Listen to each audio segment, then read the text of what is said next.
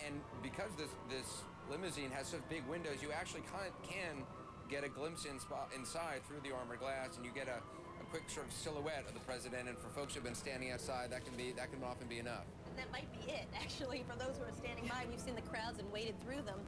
Having a glimpse might be all you get. All of us are going to be wondering after the swearing-in ceremony, the inaugural address, the lunch that they have up on Capitol Hill, and they begin the parade. At what point, David, will the President of the United States and the First Lady actually walk out of that limousine and begin to walk out and wave to all the people on both sides of the street? We don't know the answer. It's a closely guarded secret right now for security reasons. It is, and we remember Jimmy Carter was the one that shocked everyone because he and Rosalind got out at the very beginning of the parade and walked the whole distance.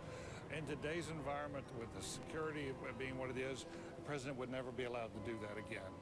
So the thought is that he's probably going to get out around the Treasury Department 200 or 300 yards from his final destination and maybe walk those last yards. But I would think that the Secret Service has planned this down to the T, because there has to be one place that they guard. Now this motorcade will make its way. This is East Executive Drive on the east side of the White House. Eventually it'll make a right turn, a left turn, go up at East Street and make its way to Pennsylvania Avenue, and it'll go straight down Pennsylvania Avenue, past where we are. We're at 6th and Pennsylvania here at the museum, and eventually make its way up to the U.S. Capitol. They're driving at a relatively slow speed here on East Executive Boulevard. I assume they'll be driving a little bit faster on Pennsylvania Avenue, which is this very wide boulevard that will enable them to make that quick trek up there. Usually in Washington, Anderson was talking about motorcades. We're used to motorcades in Washington, but they usually go by a little faster than this one. It's a Cadillac, by the way. It's a U.S. made vehicle. Think about all the past presidents who have made this very same journey to the Capitol. Abraham Lincoln heading over there. Washington, D.C., a very different place, obviously, in those days. Very different place. And Washington, D.C. is a different place from the place it is today, Anderson. The partisanship is not here today. We're not going to leave this shot of the motorcade heading up Pennsylvania Avenue towards the U.S. Capitol. In fact, it will be in the lower right-hand corner of your screen. We're going to take a quick break. This will be the last break we take before the swearing-in ceremony and the inauguration of Barack Obama. Our coverage will continue right after this.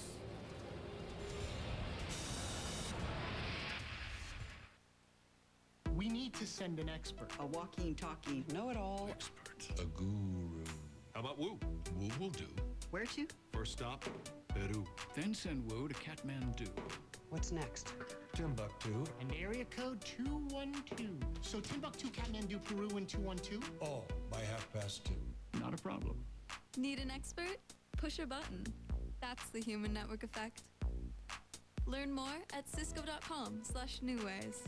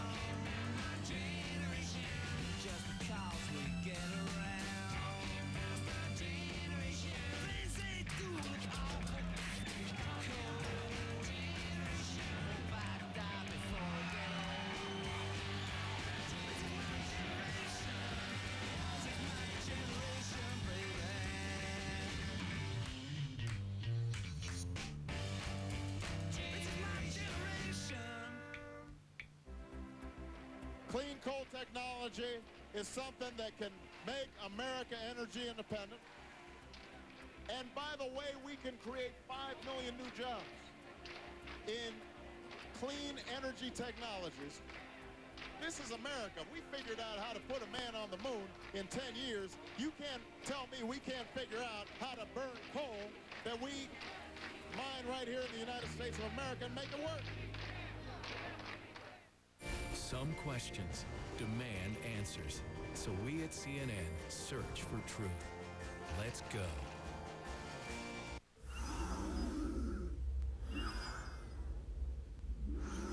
sometimes you can hear lung cancer in smokers before you see it. There's a whistling noise. It's the air racing around the lung cancer that's almost completely blocking an airway. By the time most lung cancers are discovered, it's already too late to operate. I only paid for this much carpet. But look at how much I got. It's Empire's 60% off event, when you can get a lot more carpet for a lot less. Choose from a wide selection of quality products right at home and save 60%. That's huge. Plus, we install next day and no payments till 2010. 60% off carpet won't last long. Call Empire today. 800-588-2300 Empire. Today. Now. State of the Union with John King. CNN Sunday, 9 a.m. to 1 p.m. Eastern. All right, there's the motorcade of the incoming and outgoing president of the United States heading up Pennsylvania Avenue. And there's a shot from the motorcade. Anderson, we have a camera right in that motorcade as well, recording this historic event. The president, outgoing and incoming, they're sitting together in one vehicle. And pretty soon they'll be up on Capitol Hill. They'll get ready because in exactly 1 hour, maybe a little bit less than 1 hour, Barack Obama becomes President of the United States. We should remind all our viewers we will not be taking any more commercial breaks all the way through the swearing in of Barack Obama, so you'll want to stay with us throughout this entire journey. And in fact, we won't take any commercial breaks until after he speaks. The inaugural address following immediately after he's sworn in. That'll be about a 20-minute address as well. You know what? As we keep these pictures up, Ed Henry is up there in the VIP section on Capitol Hill, our senior White House correspondent. Ed, set the scene a little bit for us.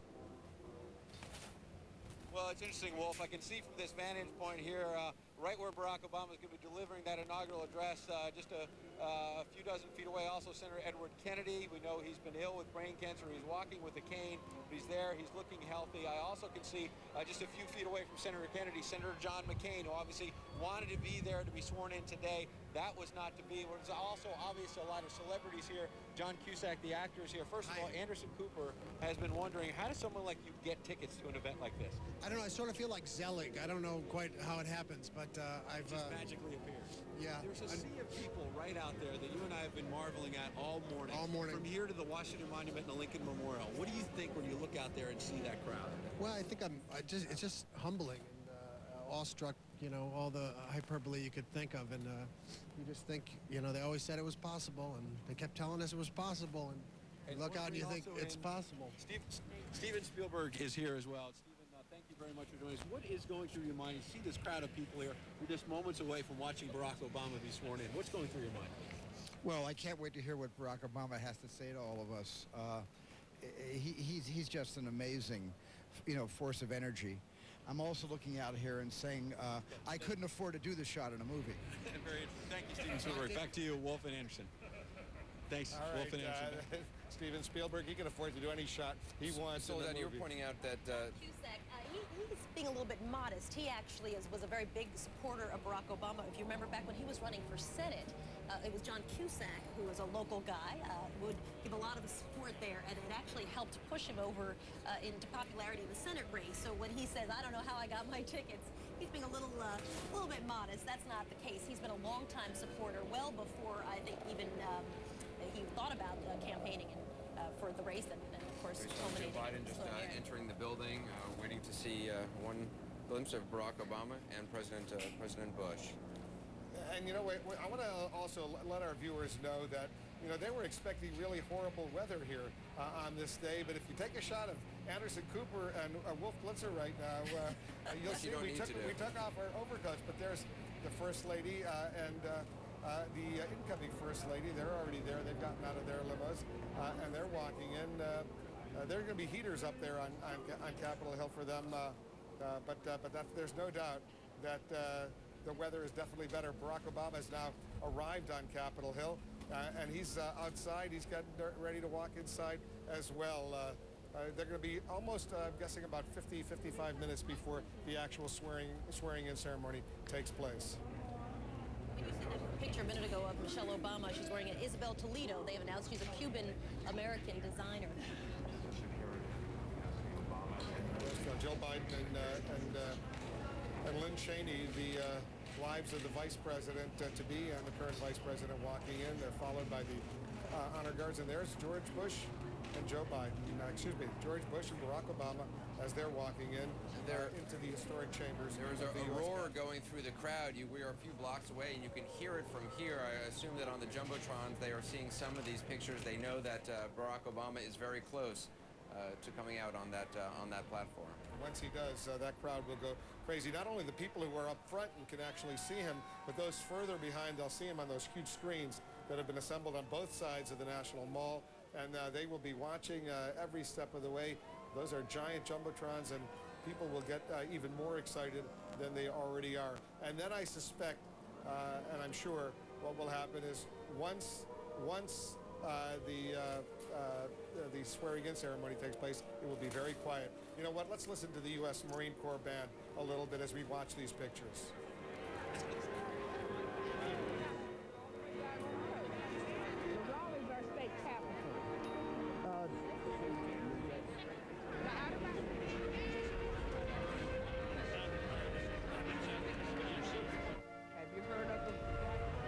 Ladies and gentlemen, the Chief Justice of the United States, the Honorable John G. Roberts Jr., and the Associate Justices of the Supreme Court of the United States.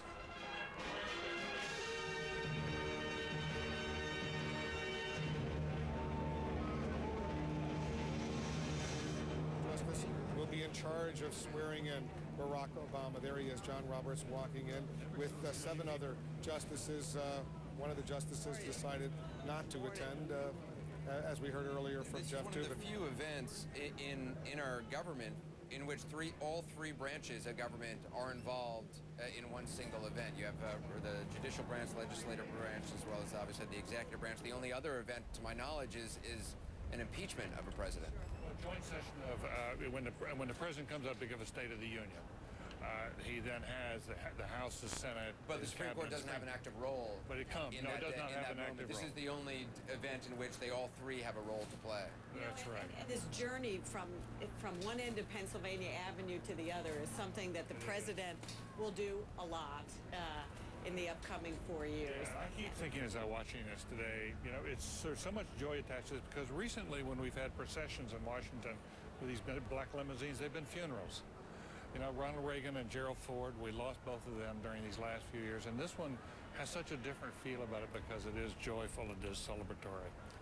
It's like fresh beginning. As most know by Mr. William M. Daley, Miss Penny Pritzker, Mr. John W. Rogers Jr., Mr. Patrick G. Ryan, and Ms. Juliana Smoot, co-chairs of the 56th Presidential Inaugural Committee.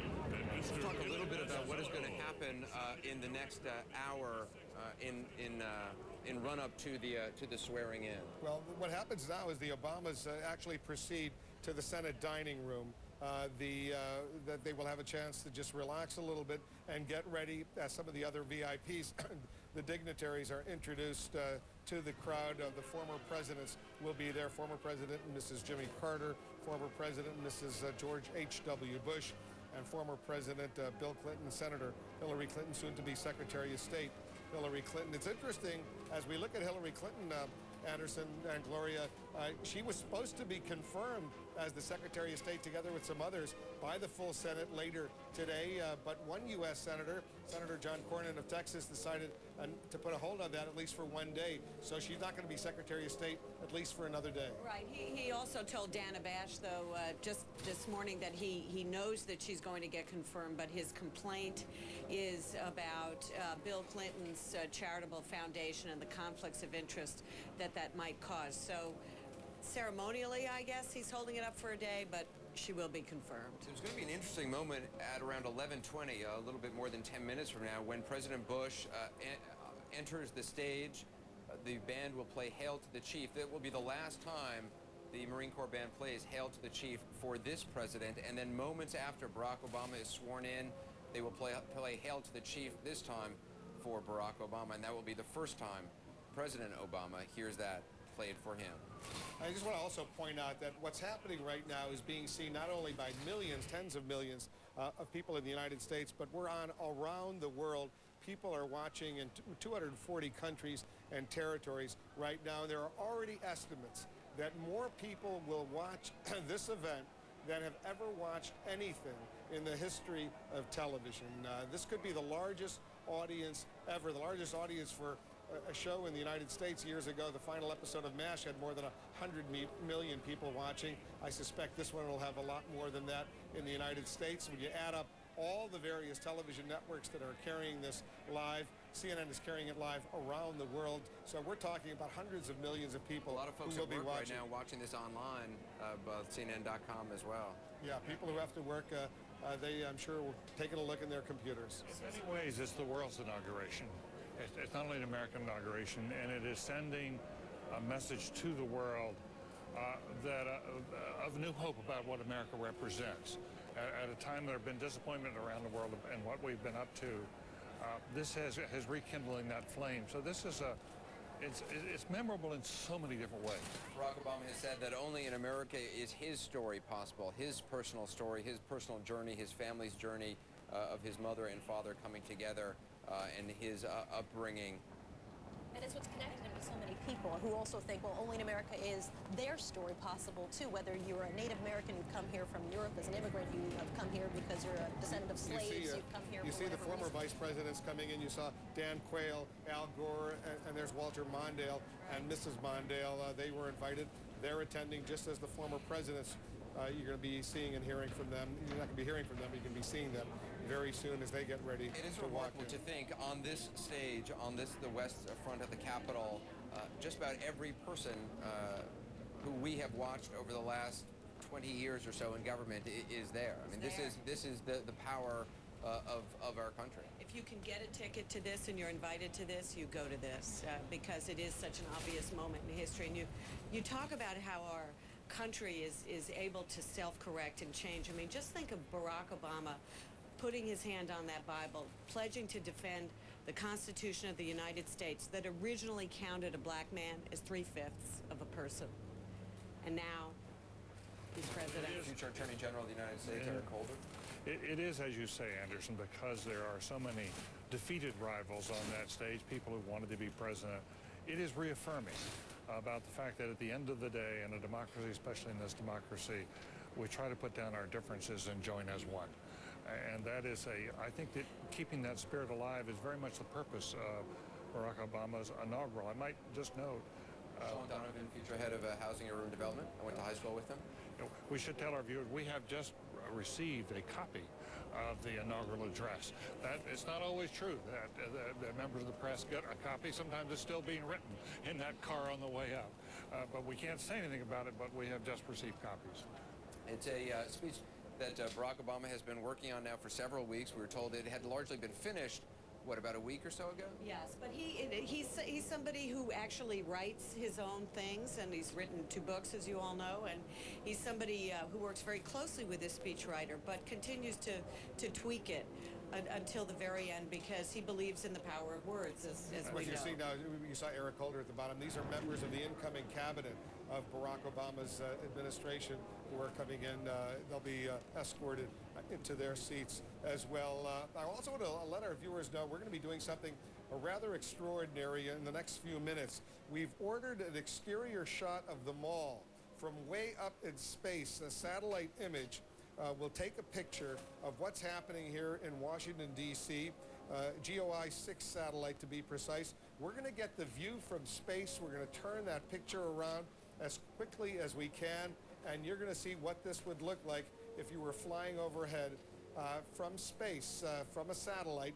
It's going to be, Anderson, a pretty amazing shot. I don't think How do you we've order had up a satellite? David Borman, our Washington bureau chief, If anyone does knows that, how to call up a satellite, does it's that. David He just Borman. makes a phone call. He says, "Get me the picture from that satellite," and we're going to show it to our viewers in the United States and around the world. We try, as all of our viewers by now know, to do some unusual, extraordinary technological. Hopefully there won't be clouds. And I gotta tell you, It's turned out to be such a nice day. Look at that sun. Look at The how view, not even gorgeous it is. It's maybe a little chilly, but it's it's a lot nicer than many of us thought it would be. And and we're pretty happy about all of that. I'm sure no one is as happy as all the millions who have gathered here in Washington, D.C. There's Walter Mondale again walking in with Dan Quayle and his wife, and Al Gore and Tipper Gore, the former vice presidents of the United States, participating in this historic event.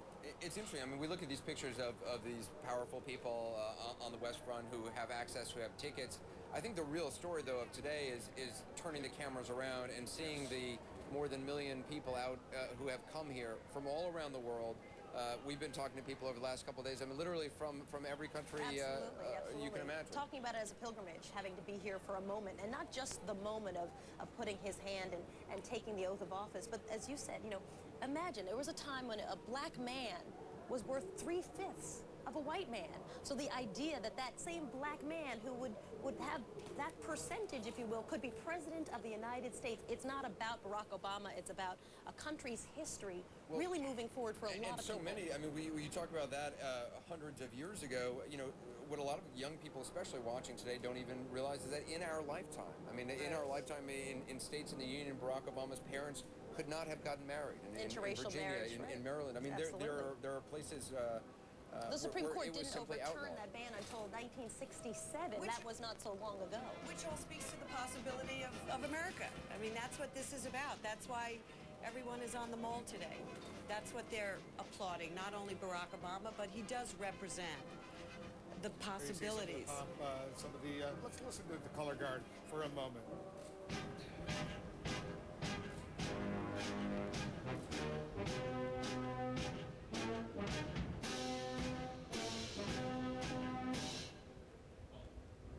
Ladies and gentlemen, please be seated.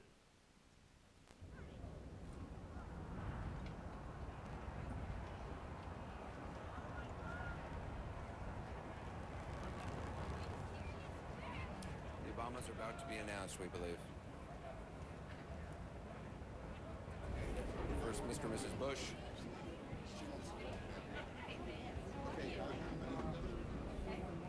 They will be greeted by members of the Joint Congressional Committee on Inaugural Ceremonies up on Capitol Hill. They have a committee for everything. There you see the former President George H.W. Bush and Barbara Bush, the parents of the current President of the United States. They're walking in. They'll be followed by other former presidents. Jimmy Carter and Bill Clinton will be coming in as well. This must be one of those moments for the first President Bush. Bittersweet.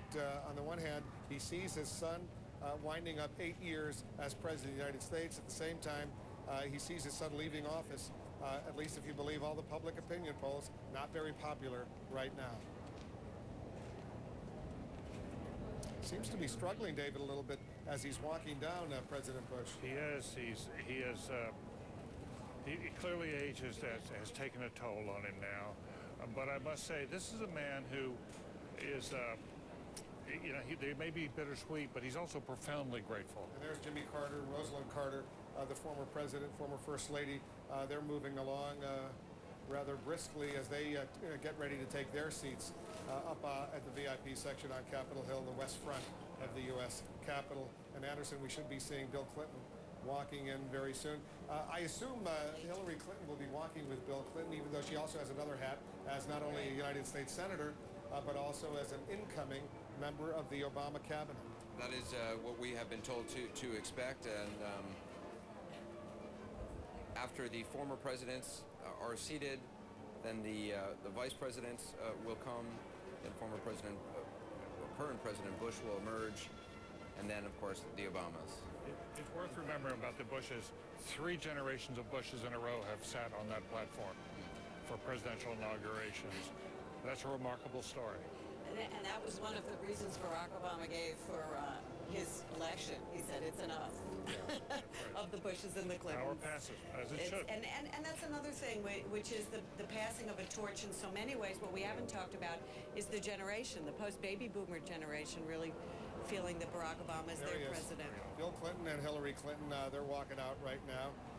She's going to become the Secretary of State of the United States. She would have liked, Anderson, as you know, and all of our viewers know, to become the President of the United States. That's not happening, at least not now. But She is going to be the Secretary of State. There may be a few Republicans who vote not to confirm her, but she should sail through. She sailed through 15-1 her confirmation process before the Senate Foreign Relations Committee. Only Louisiana Republican Senator David Vitter voting against her. She might get a few more votes against her in the full Senate, but not very many. She's going to be confirmed, and she will then become the next Secretary of State. It's interesting. As soon as their picture emerged, I'm assuming it was shown on the jumbotrons because I could hear again a roar from the crowd who is assembled here on the Mall.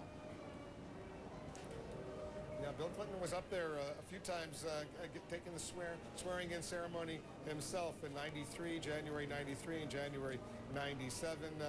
So he's got a unique vantage point of what is about to happen. And there you see the former President George H.W. Bush. Yeah, he really is not walking all that well right now. He's walking slowly and looks like he's in a little bit of pain. I don't know what the problem is, but we saw him recently doing some TV interviews, including one together with his son. He seemed to be pretty lively, pretty chipper and all that. Rahm Emanuel, the incoming White House Chief of Staff, a former member of the U.S. House of Representatives from Chicago. He's there, and if you know Rahm Emanuel, as many of us do, he's about as pumped and as enthused as you could possibly be. He's a very, very lively guy, and he's a very, very ardent political animal, has been like that ever since he was a student in college. He's just been so enthralled by this whole political process, and he must be so excited that he's reached this moment, not only in his personal life, but also to see Barack Obama become president. This is his return to the White House because, of course, you know, he worked for Bill Clinton as a top aide and then went in, became a member of Congress, and now going back in for a second tour in the White House. You know what that's like, David. Yeah, Bill Clinton once told me he never would have become president without Rahm Emanuel because he did such a marvelous job raising money for him. And now here he is with his second president right at his side. It seems so quaint if you look back to the '92 campaign. At that time, I think Bill Clinton raised about $50 or $60 million to become president of the United States. Nowadays, that would seem like, you know, a week's worth of online donations or whatever. This very inauguration cost more than that. Very expensive. Like 150 or so? Was that the number? Let's listen in. Yeah.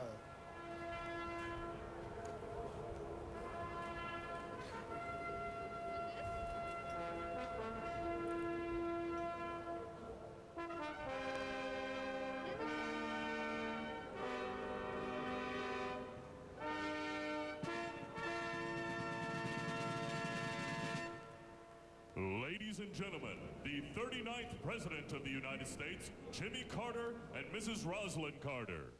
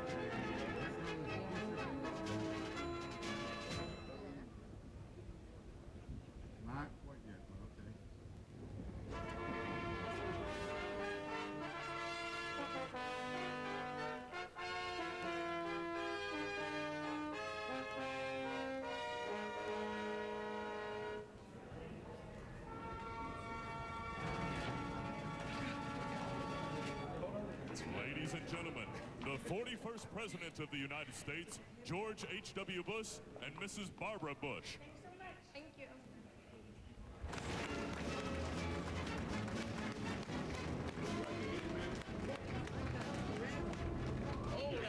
I can go help you if you like. I'm all right. I'll just take this rail. Good morning.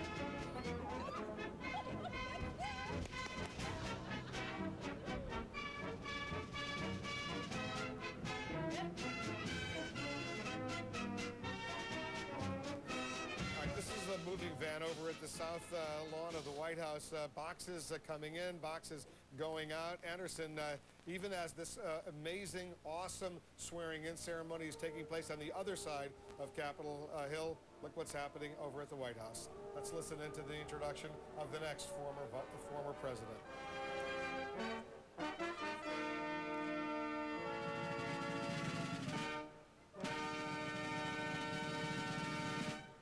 Ladies and gentlemen, the 42nd President of the United States, William Jefferson Clinton, and Senator Hillary Rodham Clinton.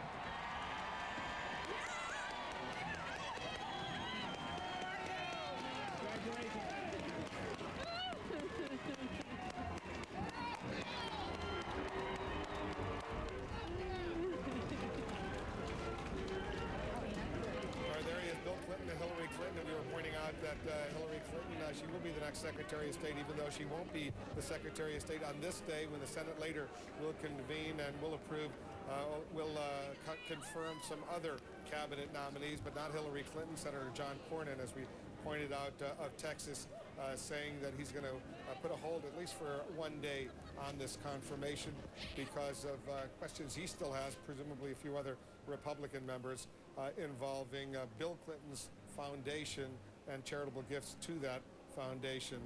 He looks pretty good, I must say, Bill Clinton. You know, he's had his ailments over the years, as we know, but I think David Gergen, you used to work for him. I think he looks pretty good. They're the Bush daughters. Very strong. He's clearly enjoying himself up there. Jimmy Carter also looked. Jimmy Carter looked great, He looked healthy, very healthy. See members of the Bush family arriving, getting their seats. Former President Bush, Laura Bush will be the next to be seated. After the Obamas have arrived and have been seated, the first event is there'll be a call to order and some welcoming remarks by Senator Dianne Feinstein, and then the invocation by Rick Warren, and then Aretha Franklin singing "My Country 'Tis of Thee." Dianne Feinstein, as we pointed out, is the chair of the Joint Congressional Committee on Inaugural Ceremonies, so it's been her responsibility to lead the Congress in making sure that everything is appropriate. All those tickets are distributed, and those who are supposed to be up close, they're the ones who get to be up close. It's not an easy assignment by any means. The pressure for those seats is enormous. It's not just getting your ringside seats or courtside seats for a basketball game. This is a big deal, as all of us appreciate. Some folks fully understand. Some of the celebrities gave about $50,000 each to attend.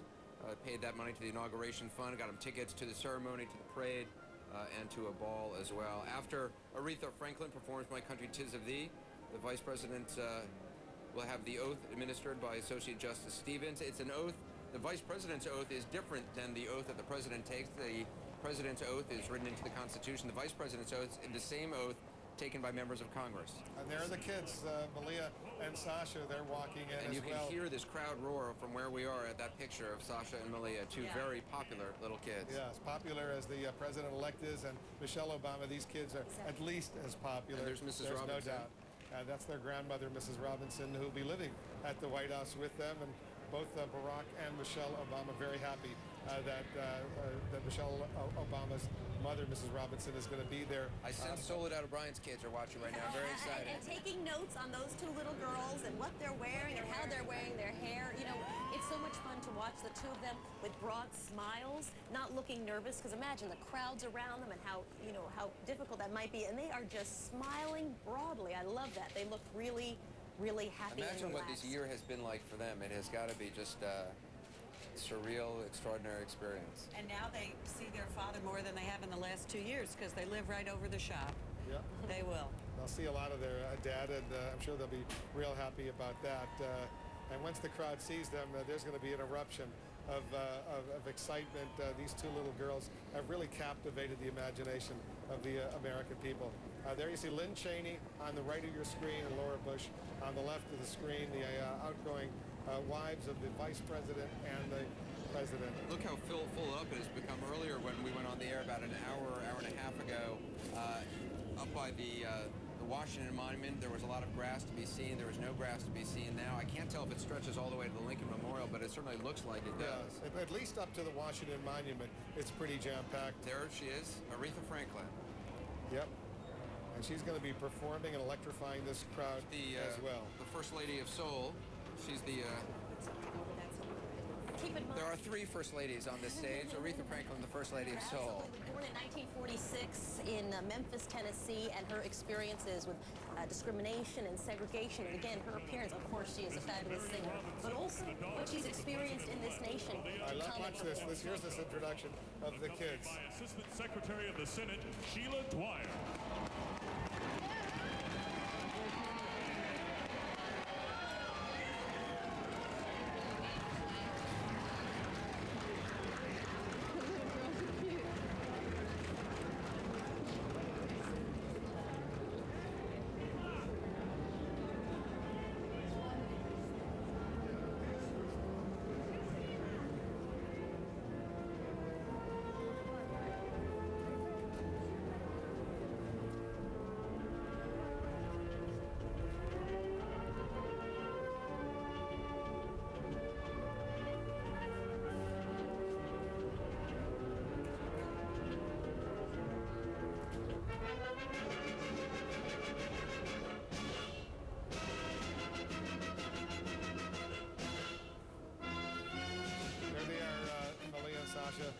They're about as excited. Look at that nice smile. They should be really happy. Roland Martin is up there as well.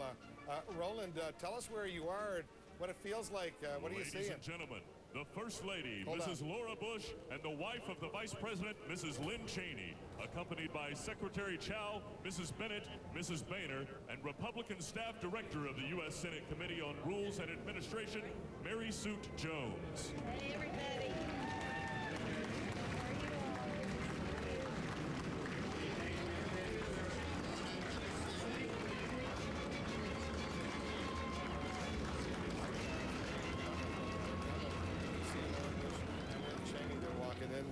They're going to be followed by eventually Michelle Obama, Barack Obama,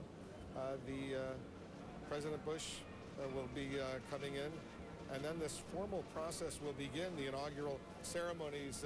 It looks, by our account here, Anderson, they're running slightly behind schedule, but at noon Eastern, which is in about a half an hour from now, Barack Obama actually becomes president of the United States, even if he hasn't even been sworn in yet, because that's according to the Constitution. It all goes according to the tradition, a tradition which some of it is written into the Constitution, some has been amended over the years by past presidents.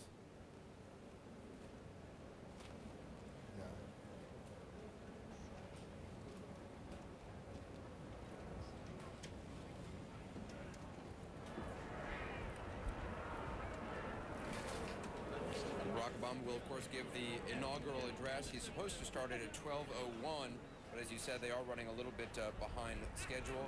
But after Barack Obama takes the oath of office, herald trumpets perform 4 ruffles and flourishes. The U.S. Marine Corps band plays Hail to the Chief for Barack Obama for the first time. Then there'll be a 21-gun salute, and Senator Dianne Feinstein introduces the president, who gives his inaugural address, followed by poet Elizabeth Alexander, who's been selected by Barack Obama. Not every president has a poet, but there will tradition be one, that started with John F. Kennedy, Robert Frost. He was the first poet to speak on Inauguration Day. Clearly building. By the way, Senator Feinstein will be the first person to speak. She will call this inaugural ceremony to order. She'll have some welcoming remarks before the invocation by Dr. Chanting Obama. Rick Warren. Yeah, they're getting ready for this moment to take place, and the clock is ticking down to history unfolding in Washington. All right, there is Michelle Obama and Jill Biden. They will shortly be introduced as well. They're about to walk in, and there will be a huge celebration as they are introduced. Jill Biden herself making some an news in educator. the last day, telling Oprah Winfrey that her husband was offered either a secretary, he could be either Secretary of State or Vice President. Biden's office put out a statement saying, well, not exactly, wasn't quite like that, but what she meant to say was... They tried to clear it up, but not so much. Whenever you need to put out a long statement clearing something up, you know you're in trouble. Look at that picture. Amazing. Yeah. It's a huge, huge crowd here in Washington. They're going to introduce Michelle Obama and Jill Biden, and then we'll hear from, we'll be seeing and hearing from Joe Biden eventually and from Barack Obama. For the early inaugurations, there was no amplification, and only about 50 people could actually hear the speech.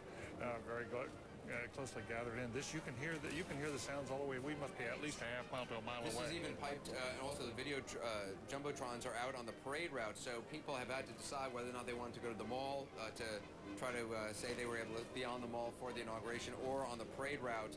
And so those folks who are on the parade route can watch this as well. Now we see President Bush. He's getting ready to be introduced as well. He's walking out, escorted by the top Republican leadership in the U.S. Congress. Spent the day pretty much as he always did. He was up pretty early. He had a briefing with his national security team around 7 a.m., as he almost always did. But let's listen to the introductions. Nancy Erickson, the clerk of the House of Representatives, Lorianne Miller, Mr. Blum, Mr. Pelosi, and Mrs. Reed.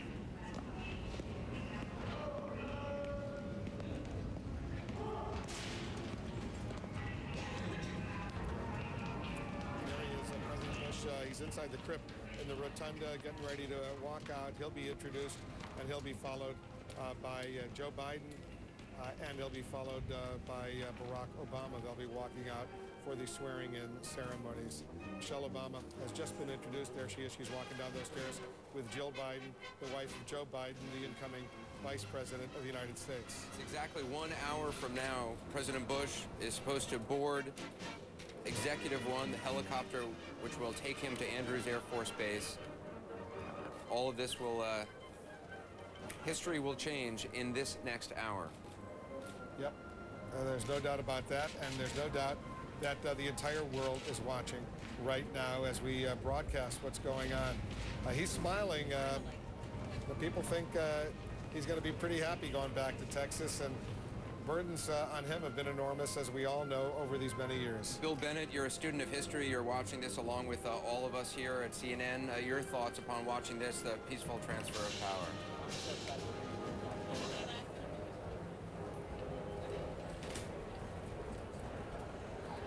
Yes?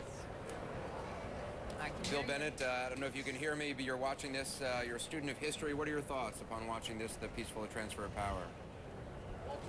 Well, this is history for sure, and we will have come a long way from the Emancipation Proclamation, 146 years. Extraordinary day, extraordinary country. No place else does this. Paul Begala, you're watching along with us. Your thoughts? Well, yeah, Anderson, picking up on what Bill said, just a few dozen yards from where the president-elect will take the oath of office, there was a pen in which human beings were kept as slaves as they built that Capitol building. And it's been said by everybody, but I guess one more person's got to repeat it. It is our secular version of a miracle that this country has come this far, and that this man has achieved so much.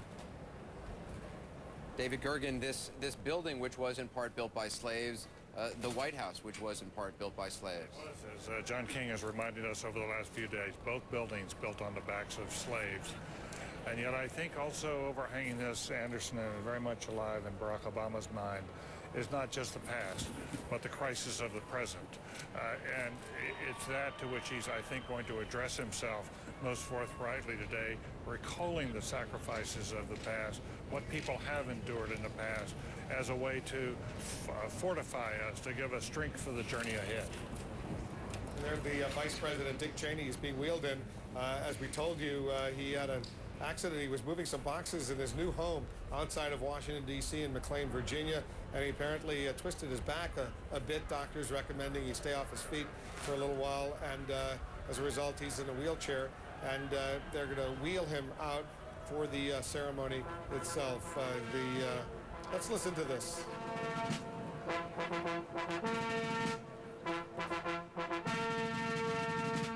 Ladies and gentlemen, the President of the United States, the Honorable George Walker Bush, and the Vice President of the United States, Dick Cheney, accompanied by Senate Republican leader Senator Mitch McConnell, Senator Robert Bennett, House Republican leader Representative John Boehner and Secretary for the Minority David Chiappa. I saw you up there.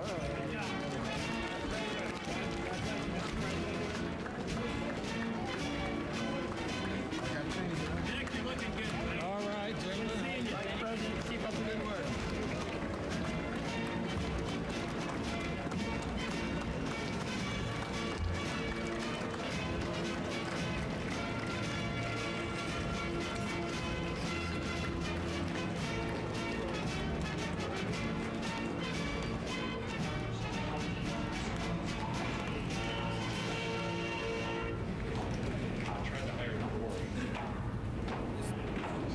Last time Hail to the Chief. That's the last time Hail to the Chief will be played for President Bush. We're told that Mrs. Obama has the Lincoln Bible in her hands. The Bible was originally purchased by the clerk of the Supreme Court, William Thomas Carroll, used for Abraham Lincoln's swearing in March 4th, 1861. It's bound in burgundy velvet with gold-washed white metal rim around the three edges outside of both covers. The edges are gilded heavily.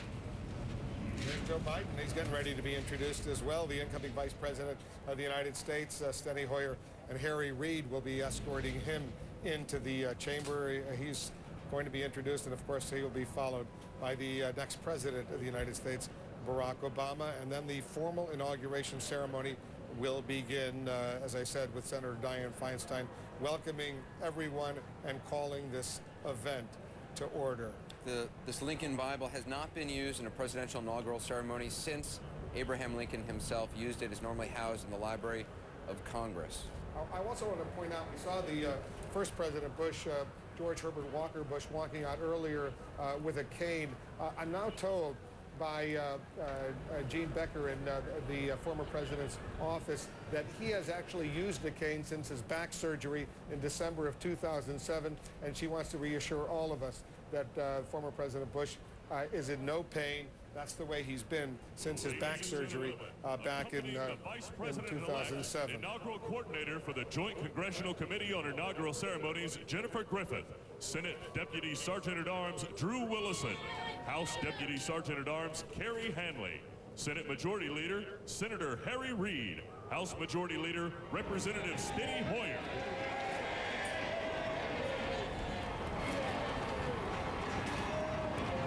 So there we see Barack Obama. He's getting ready to become President of the United States. He's not smiling all that much right now. There must be a huge air of anticipation.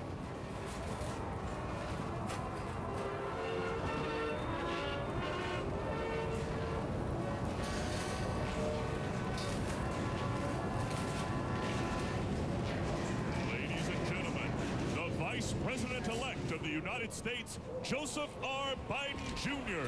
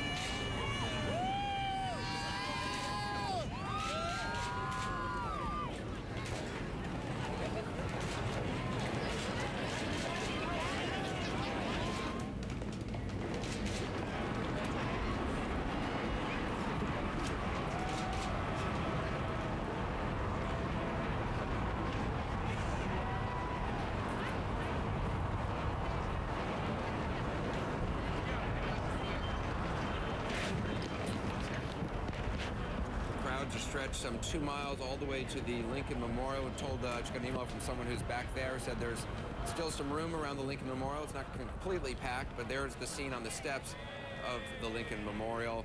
2 miles, a sea of faces from all around the world, all around the United States, people who wanted to be here for this very moment, minutes away from the change in power, the change that so many Americans are hoping for. And it was by no means easy for these millions to get to Washington, D.C. and to go through all the problems, all the hassle of getting onto the National Mall, but they're there in record numbers, no doubt about that.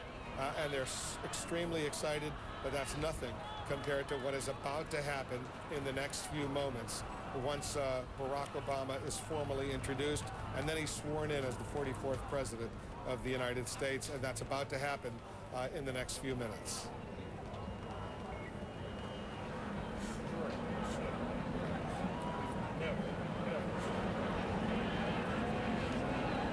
I think everybody who walks out onto those steps is just struck by this sea of people.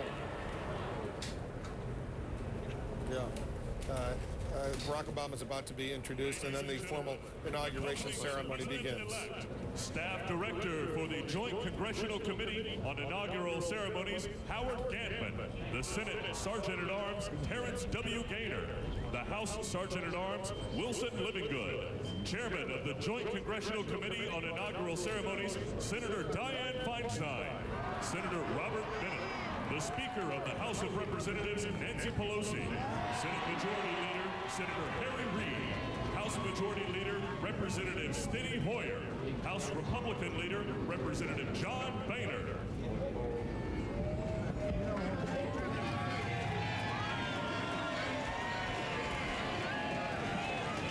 I decided to come back. Groundhog Day.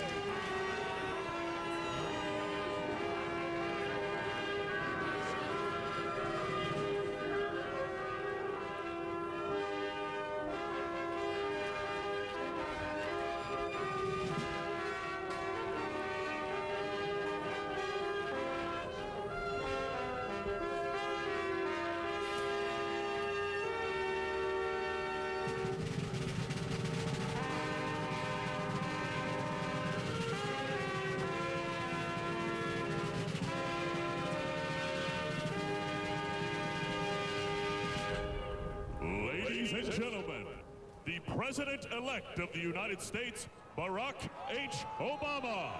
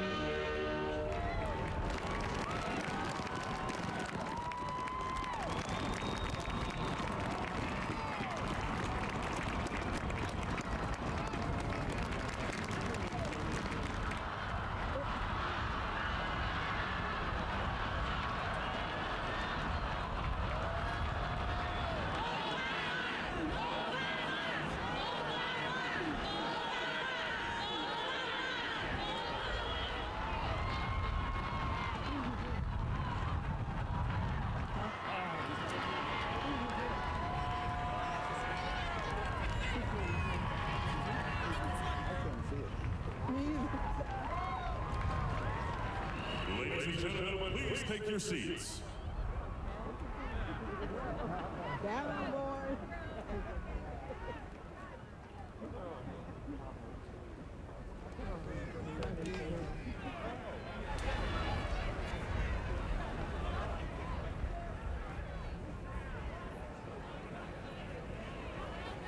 Ladies and gentlemen, the chairman of the Joint Congressional Committee on Inaugural Ceremonies, the Honorable Dianne Feinstein.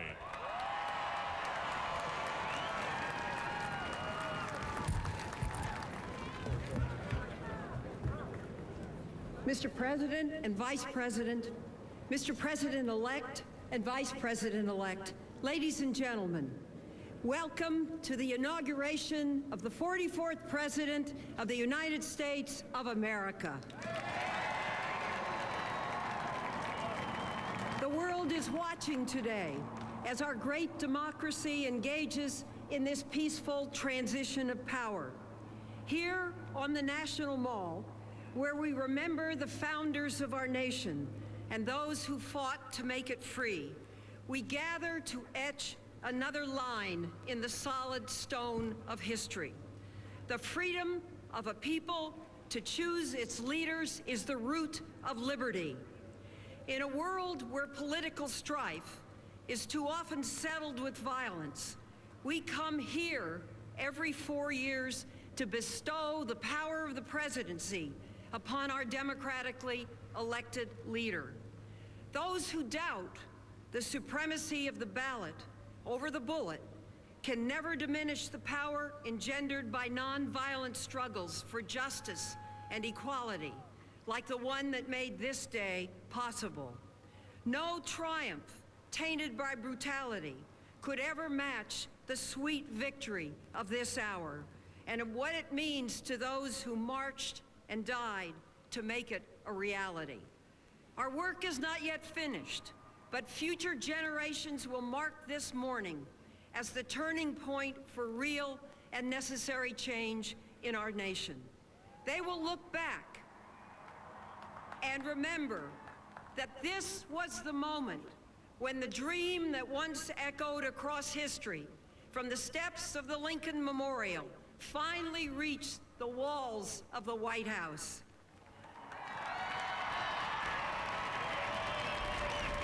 In that spirit, we today not only inaugurate a new administration, we pledge ourselves to the hope, the vision, the unity, and the renewed call to greatness inspired by the 44th President of the United States, Barack Obama. Thank you, and God bless America. At this time, I call upon Dr. Rick Warren, pastor of the Saddleback Church in Lake Forest, California, to provide the invocation.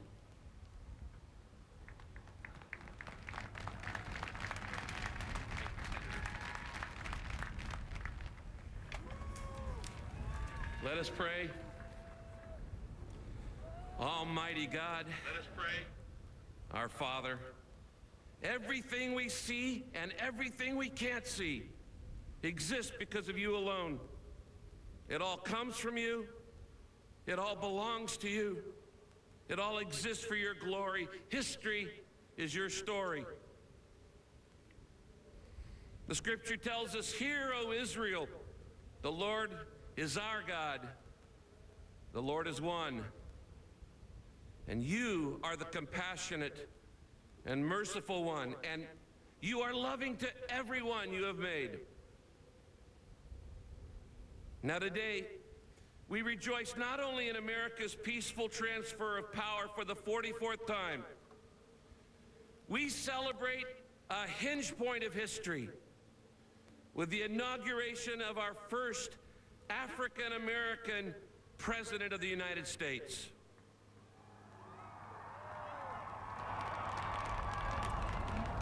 We are so grateful to live in this land, a land of unequaled possibility, where the son of an African immigrant can rise to the highest level of our leadership.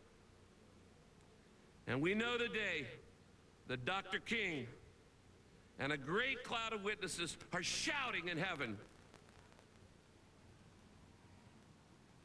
"Give to our new president, Barack Obama, the wisdom to lead us with humility, the courage to lead us with integrity, the compassion to lead us with generosity.